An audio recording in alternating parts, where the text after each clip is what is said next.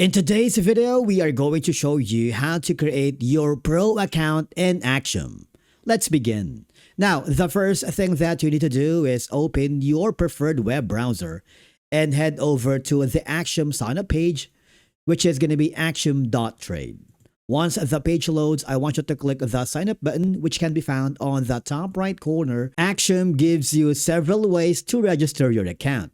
You can sign up using your email address, your Google account, or you can connect your Phantom wallet directly. You can choose whichever method is most convenient for you.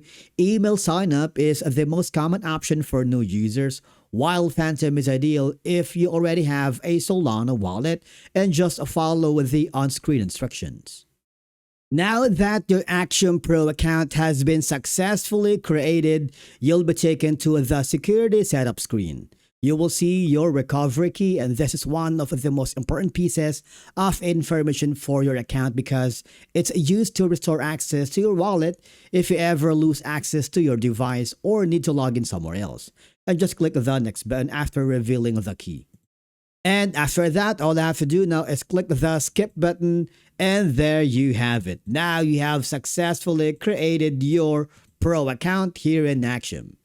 Thank you so much for watching. We will see you in the next video.